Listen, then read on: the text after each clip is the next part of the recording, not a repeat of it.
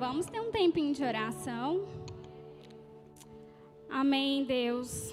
Deus, o Senhor sabe que de mim não sai nada. Que o Senhor, se o Senhor não fazer, Deus, eu não consigo fazer nada. Deus, mas eu te peço que o Senhor venha. O Senhor já está aqui, mas que o Senhor venha, Deus, e faça do nosso coração, Deus, terra fértil nessa noite. Deus, que não seja mais uma palavra, Deus, mas que seja uma palavra que possa alimentar, Deus, que possa trazer crescimento, Deus, que possa trazer vida aos nossos corações. Deus, nós somos seu barro, Deus. Em nome de Jesus, se for preciso, Deus, desconstruir, Deus, para que o Senhor construa em terra firme, Deus, que o Senhor faça isso. Deus, em nome de Jesus, eu sou só um instrumento nas tuas mãos e eu te entrego, Deus, esta palavra, pois não é minha, Deus, é do Senhor, Deus, em nome de Jesus. Amém. Abram comigo em Atos 9, encerramento da série O Caminho, e eu vou falar sobre o caminho de Damasco.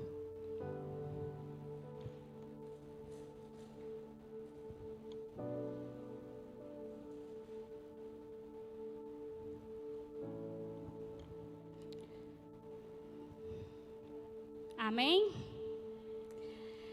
E Saulo, respirando ainda ameaças e mortes contra os discípulos do Senhor, dirigiu-se ao sumo sacerdote e pediu-lhe cartas para Damasco, para as sinagogas, a fim de que encontrasse alguns destes caminho, quer homens, quer mulheres, os conduzisse presos a Jerusalém. E indo no caminho, aconteceu que, chegando perto de Damasco, subitamente o cercou um resplendor de luz do céu. E caindo em terra, ouviu uma voz que lhe dizia: Saulo, Saulo, por que me persegues?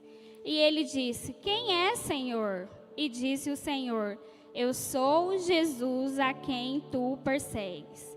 Duro é para ti recalcitrar contra os aguilhões. E ele, tremendo e atônito, disse: Senhor, que queres que eu faça? E disse-lhe o Senhor: Levanta-te e entra na cidade, e lá te será dito o que te convém fazer. E os homens que iam com ele pararam espantados, ouvindo a voz, mas não vendo ninguém. E Saulo levantou-se da terra e, abrindo os olhos, não via a ninguém. E, guiando-o pela mão, o conduziram a Damasco. E este esteve 3 dias sem ver, e não comeu nem bebeu. E havia em Damasco um certo discípulo chamado Ananias. E disse-lhe o Senhor em visão: Ananias. E ele respondeu: Eis-me aqui, Senhor. E disse-lhe o Senhor: Levanta-te e vai à rua chamada à direita. E pergunta em casa de Judas por um homem de Tarso chamado Saulo, pois eis que ele está orando. E numa visão ele viu que entrava um homem chamado Ananias, e punha sobre ele a mão para que tornasse a ver. E respondeu Ananias: Senhor, há muitos ouvi acerca deste homem. Quantos males tem feito aos teus santos em Jerusalém? E aqui tem poder dos principais sacerdotes para prender a todos os que invocavam o teu nome. Disse-lhe, porém, o Senhor: Vai, porque este é para mim um vaso escolhido, para levar o meu nome diante dos gentios e dos reis e dos filhos de Israel. E eu lhe mostrarei quanto deve padecer pelo meu nome.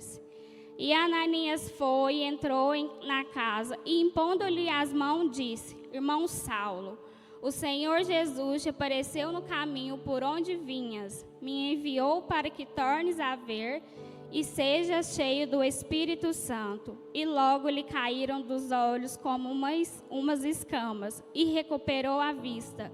E levantando-se foi batizado, e tendo comido ficou confortado. E esteve Saulo alguns dias com os discípulos que estavam em Damasco. E logo nas sinagogas pregava a Cristo, que este é o Filho de Deus. Até aqui. Precisava nem pregar muito. Então, aqui a gente vê sobre a conversão de Saulo que aconteceu no caminho de Damasco. esse encontro que Saulo teve com Jesus a caminho de Damasco foi o ponto principal da conversão de Saulo. E que nós possamos ter esse encontro com Jesus. Quem ainda não teve, eu declaro que você tenha esse encontro com Jesus, para que Ele realmente possa transformar seu coração. Saulo ainda respirava ameaças e mortes. E se Deus fosse escrever sua história nessa noite? Se Deus fosse escrever em Atos sobre você, o que Ele escreveria? O que você está respirando? O que o seu coração tem clamado? O que seria que Ele escreveria sobre cada um de nós aqui? Celine ainda respira o quê? A Bíblia não conta antes da morte de Estevão quem era Saulo. E ao longo, depois desse capítulo, que a gente começa a realmente saber quem era Saulo. Mas Saulo era um perseguidor de cristãos. Ele estava a caminho de Damasco para pegar homens e mulheres que professavam a sua fé em Jesus Cristo. E aí, às vezes, os homens e mulheres que se negavam, eles eram mortos. E eu descrevi alguns tópicos que essa passagem falou muito comigo. Saulo, aqui não fala, mas muitos historiadores falam que Saulo caiu do cavalo, com os olhos em terra. Esse caiu do cavalo, para nós, é como uma expressão, né? Mas Saulo literalmente caiu do cavalo. Quando ele teve encontro ali com Jesus, que ele caiu do cavalo, todas as convicções que ele tinha, todas as verdades que ele tinha, tudo que era contrário, porque ele era perseguidor de cristão, tudo que era contrário a Deus caiu por terra. Porque ele teve um encontro verdadeiramente com Jesus. E esse cair por terra, Jesus estava chamando ele para um propósito. Quando a gente cai do cavalo, muitas das vezes que a gente vem para a igreja, que a gente começa a perder, é porque Deus está desconstruindo tudo aquilo que nós tínhamos certeza, todas as verdades que nós tínhamos certeza, para que Ele construa em você uma rocha firme, para Ele te apresentar o propósito verdadeiro que Ele tem para as nossas vidas. Então, quando nós estamos aqui, nós não estamos, quando a gente começa a perder e não começa a entender, e tudo, às vezes nós entramos aqui com um propósito que é nosso. Mas Deus, Ele te chama para cumprir um propósito que é dele. E foi nessa hora que Saulo caiu por terra e não começou a entender mais nada. Porque a pessoa que ele perseguia, o Jesus que ele perseguia, foi o Jesus que encontrou com ele naquele caminho.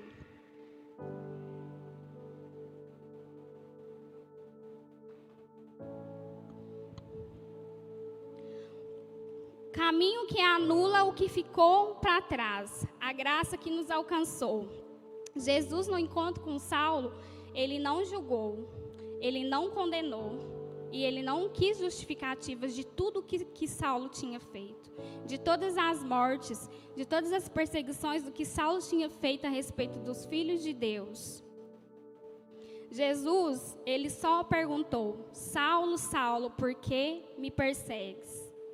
Quando Saulo perguntou quem é o Senhor, Jesus disse: eu sou Jesus a quem me persegues.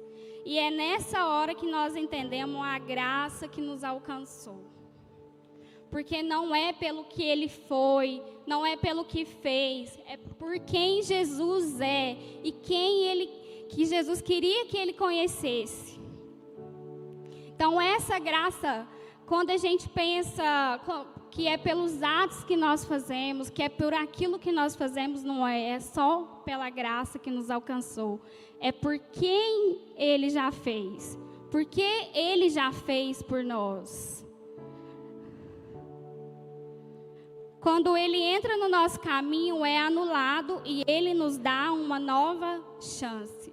E foi isso que Ele fez com Saulo. Ele anulou todo o passado que ele tinha e deu uma nova chance. E ele disse: ele é meu escolhido. Nelson Mandela acreditava na liberdade da mente acima de tudo. E ele dizia: podemos tirar a venda dos olhos para enxergar, mas uma mente cega é muito mais complicada. Quando nós entramos no caminho, queremos seguir o caminho com Jesus, mas nós ainda queremos seguir as nossas vontades, as nossas convicções, Deus, Ele não consegue transformar o nosso coração. É difícil? É muito difícil. Porque tudo que nós vivemos até aqui, eu não sei com que idade você se converteu, com que idade você conheceu Jesus. Tudo aquilo que nós já vivemos, a criação que nós tivemos, ela é desconstruída quando nós temos esse encontro com Jesus. E muitas vezes a gente batemos no pé, não, é assim, eu cresci assim. É assim que eu aprendi, não está certo, foi meus pais que me ensinaram. Mas a verdade de Jesus, ela vem para nos libertar de tudo aquilo que nós vivemos no passado, às vezes coisas que nós achávamos que era muito certo. Ele realmente veio para brotar essa convicção que a verdade ela vem só dele. Deus nos faz enxergar confrontando. Lembra que o Gabriel Júnior disse na conferência que Deus ele sempre fazia perguntas. E a resposta ele já sabia. Mas o óbvio de Deus nunca chega ao nosso óbvio. Nós somos muito limitados. E a Paloma disse, eu não lembro se foi a Paloma, se foi o Gabriel, que Deus ele é onipotente, e onisciente e onipresente. E as nossas convicções são bem limitadas perto daquilo que Jesus quer fazer com cada um de nós. Paulo ficou cego por 3 dias. Esse tempo da cegueira de Paulo, eu acredito que seja um tempo muito importante. Sabe aquele tempo que você está orando, você fala, parece que o céu está fechado, parece que minha oração não passa do teto, parece que Deus não está escutando nada que eu estou pedindo? É o tempo, às vezes, que Deus, Ele nos dá para refletir sobre tudo aquilo que a gente quer ou foi. Às vezes é o tempo realmente que Deus fica calado, mas Deus ele fica calado trabalhando em nosso coração. Esse é o tempo em que Deus ele realmente escolhe para trabalhar no nosso coração e às vezes nesse tempo Ele não vai te mostrar, Ele não vai te revelar, não vai fazer nada. Porque tudo que Ele quer é transformar o nosso coração primeiro. Primeiro em nós e depois através de nós.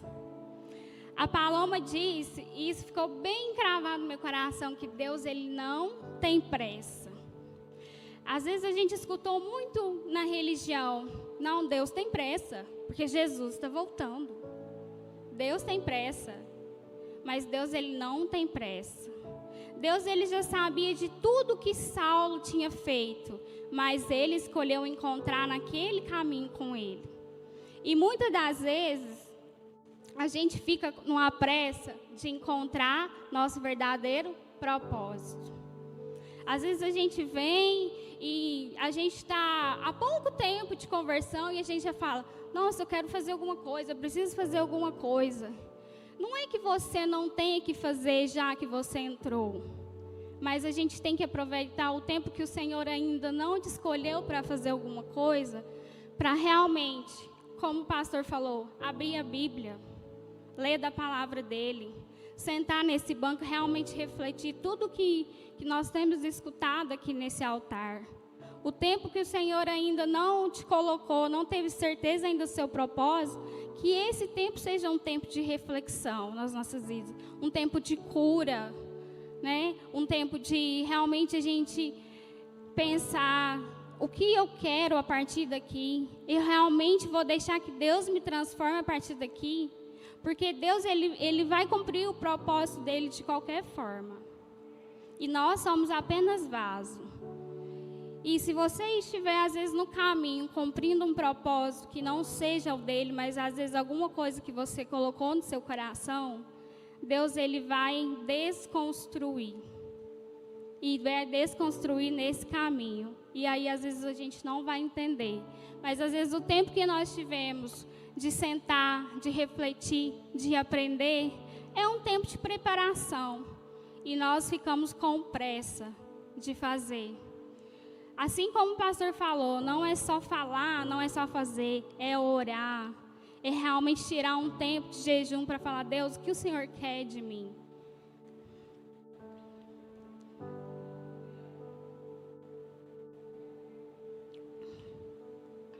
Aqui fala que ele foi alimentado, confortado, passou dias com os discípulos. Era o tempo dele ouvir. Ele ficou 3 dias sem comer e sem beber, mas alimentou da palavra de Deus nesses 3 dias. Por quê? Porque ele estava com os discípulos. Ele queria estar lá? A Bíblia não fala. Mas ele estava cego.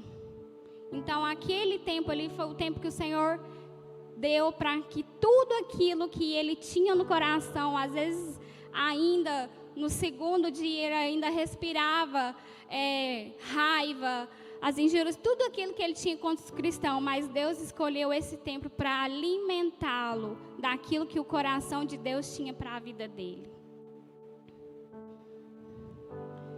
Antes de fazer, vem o ser, assim como eu disse, criou raízes, porque Deus, ele falou que ele escolheu ele para levar a palavra aos gentios.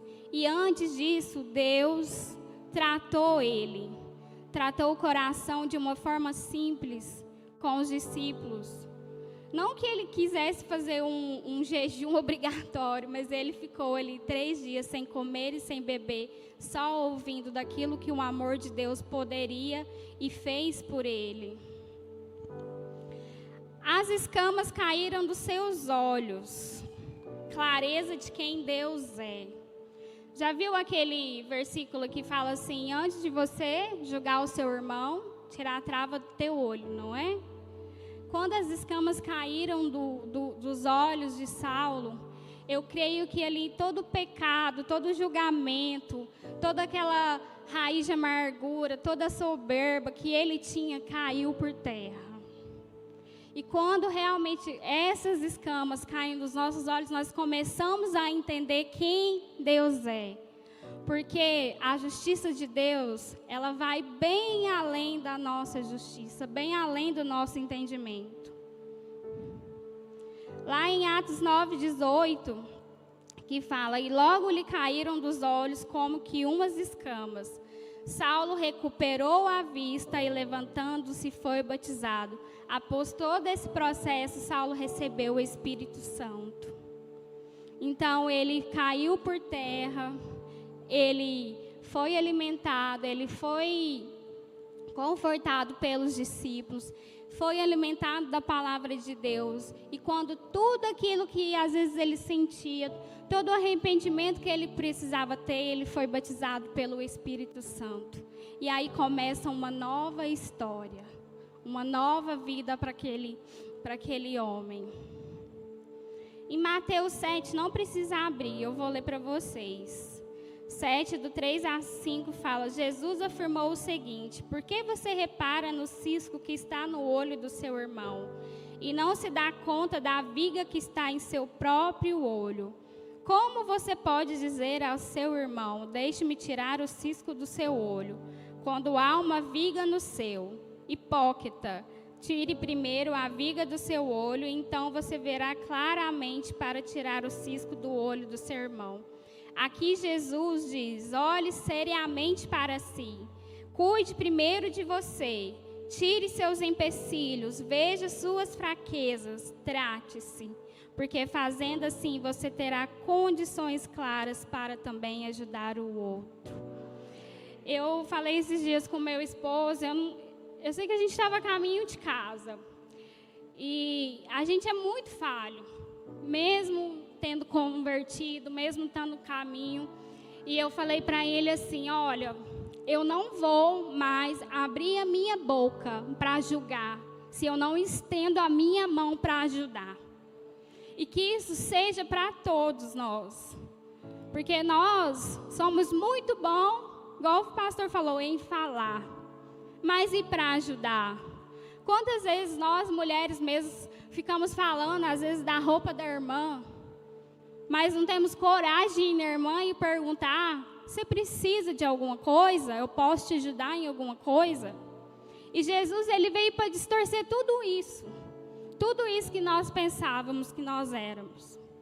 Às vezes a gente converteu, ficou muito bom, e às vezes a gente acha que a gente é o melhor, né? Que está por cima da carne seca.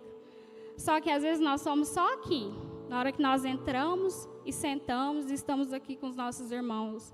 E lá fora realmente nós estamos proclamando aquilo que nós vivemos aqui dentro. Nós estamos realmente estendendo a nossa mão para aquilo que nós estamos aprendendo aqui dentro. A justiça de Deus tem uma história que eu vou contar rapidinho para vocês. A história do ladrão. Imagine você saindo de casa com a sua família, como se a gente estivesse saindo aqui da igreja, e você para num sinal, seus filhos estão atrás, e para do lado de você 2 motoqueiros, e de repente anunciam um assalto. E começa, e ele com os palavrões, os xingamentos, e manda você sair logo, e começa a te ameaçar, e aponta a arma para os seus filhos, e você com muita pressa consegue sair daquele lugar, tira os seus filhos, consegue tirar os seus filhos, e ele pega o seu carro, mas ele atravessa um sinal vermelho, e naquele sinal um caminhão bate naquele carro. E o carro logo começa a pegar fogo. E ali você preocupada com seus filhos, com a sua família, e Deus manda um anjo. E você acha que o anjo veio a favor de você. Porque às vezes o parceiro dele está ali por perto e você ainda está pensando: não, mas eu preciso sair desse lugar. Mas o anjo, ele veio para salvar o ladrão, que estava naquele carro para pegar fogo, pegando fogo. E a nossa justiça é bem infinita, a nossa justiça é bem limitada pela justiça de Deus. Deus, ele não se importa com materiais, ele não se importa com o fazer, ele não se importa, ele quer primeiramente salvar vidas. Ele quer primeiramente transformar o nosso coração. E aí, essa é a justiça de nosso Deus. Que às vezes nós estamos esperando que ela venha em nosso favor. E ela vai em favor daqueles que a gente menos espera, dos improváveis. Nós nos acostumamos no meio do caminho. Deus de renovo. Nós às vezes nos esfriamos no meio do caminho. E às vezes o culto, ele se torna para nós só mais um ritual. Mas Deus, ele não é Deus de ritual. Ele nos traz aqui para renovar as nossas forças, para nos fazer fortes todos os dias, para nos ensinar do amor de Deus, para nos ensinar aquilo que ele quer para o nosso coração. E para encerrar, o que me mais marcou aqui foi o que realmente era a justiça de Deus. Porque Deus, ele manda Ananias cuidar de Saulo. Imagina, Saulo, ele estava indo para a cidade de Damasco e Ananias era cristão. Quando Deus mandou Ananias naquele lugar, Ananias pensou: Deus, mas como assim? O cara está vindo para me matar, para matar a minha família. Ele veio aqui perseguir. A justiça de Deus para Ananias era, às vezes, que Deus matasse ele por tudo que ele tinha feito.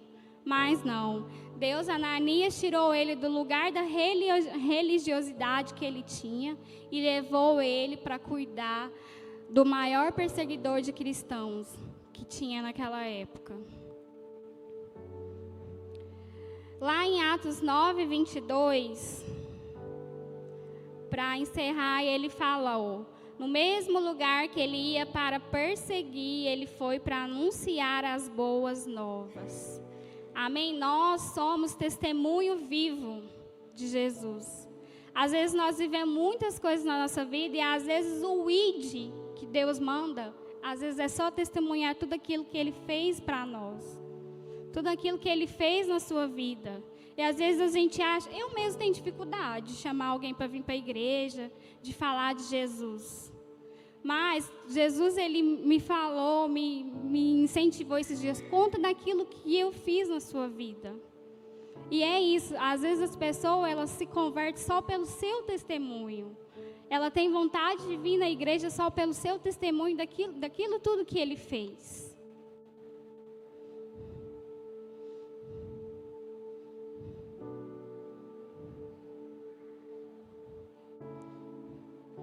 Para encerrar, eu queria que vocês colocassem lá em Romanos 8, 38 ao 39.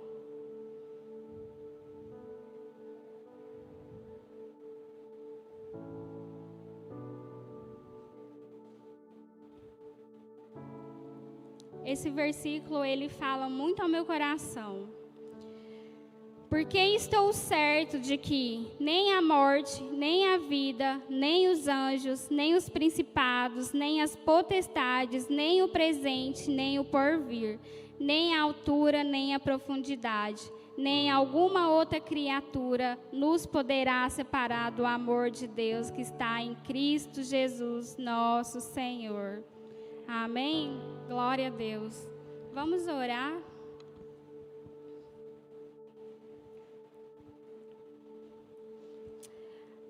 Amém, Deus. Deus, obrigado por esse tempo.